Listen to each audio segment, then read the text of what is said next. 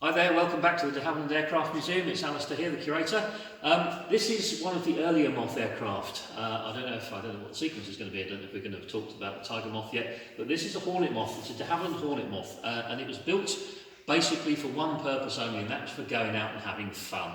Essentially, it's a touring aeroplane. It's a small, single-engined, twin-seat touring aeroplane, and it was your getaway thing. It was for the weekend away. It was for you and the better half to sit in there and go off to Paris for the weekend or something like that. The wings fold so that you can get it into your garage, because you know, if you're rich enough to afford one of these, you can afford a nice big garage to keep your Rolls Royce in and everything else.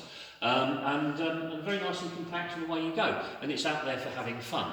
Now inside, take a look inside, and you'll see that, well, actually we've got quite a lot of bears in this one, strangely enough, including Jeffrey, of course, but it's just a nice little twin-seat cabin. Now behind, look, you're not really going to see this, but behind here there's a luggage compartment behind the seats, and at the back of the luggage compartment there's a round hole that leads to a tunnel that goes down the back of the aircraft. That's very important, because that is where you keep your golf clubs, because of course if one is going away in one's Hornet Moth for the weekend, one is going to have a game of golf, isn't one? So very important that you've got somewhere to take your golf clubs. So Mr. de Havilland thinks of everything, of course. So there's a nice Hornet Moth with golf club storage. I used a few of them during the war, and one particular Hornet Moth had a lovely story attached with it. Steffi, you want to follow me around the other side at a distance, and I'll show you that better explained from this side.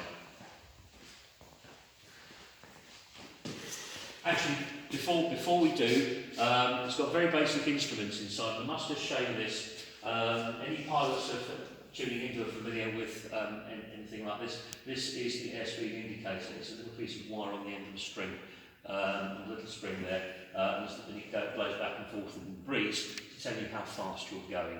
Okay, so there we are. Now this airplane had a very nice little story associated with it during World War II.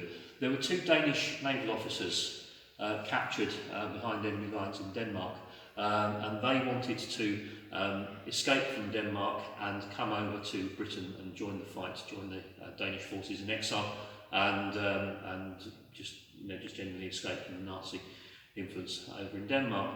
They knew of a farmer in Denmark who had a Hornet Moth in his barn, who they realised it was fairly airworthy and he just needed a little bit of work. So they did a deal with the farmer that he would let them work on it. He would let them take it and fly it over the North Sea and get over to Scotland, which they did.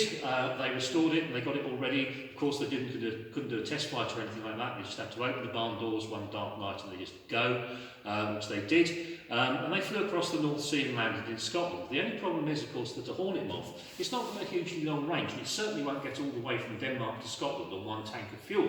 So what they did, behind the passenger compartment here, where we saw before, where all the luggage went, they carried jerry cans full of petrol. And the pilot here, whose name was Thomas Sneam, he took with him a funnel and a rubber hose pipe. Halfway across the North Sea, he opened the door. He opened this little petrol tank cap down here, unscrewed the petrol tank cap, produced his funnel and his hose and a jerry can of petrol, got halfway out across the wing, and he started topping up the tank of petrol. Threw the jerry can away and filled up the fuel tank full of petrol, and that's how they continued their way across the North Sea, landed in Scotland, gave themselves up to the police when they arrived in Scotland, and the police said, "Who are you?" And they said, "We're two Danish naval officers." They said, where have you come from?" They said, "We come all the way from Denmark across the North Sea." "How did you get here?" "We flew across in that." And they said, "Don't think so." And they threw them into jail. And it took the British Secret Service to go up from London to Scotland to spring these two gentlemen out of jail and let them do what they'd come all that way and taken all that risks to do, which they eventually did. Because nobody would believe them when they landed in the UK. Nobody would believe them that they'd made all that journey in a humble little Hornet Moth like this, but they really did. So the Hornet Moth played an important role in getting two very brave Danish naval officers all the way over from Europe to Britain. Talking of Europe, I want to dedicate this little talk and this little aeroplane here to one of our younger viewers who's over in Belgium at the moment. This is Daisy from Belgium. Daisy, this one's for you. Hope you're okay. Big wave. Best wishes to Grandma and Grandad. and we look forward to seeing you back at the museum very soon. Okay, that one's for you. Everyone else, thanks for watching. Stay tuned, stay safe. Catch you on the next one. Bye for now.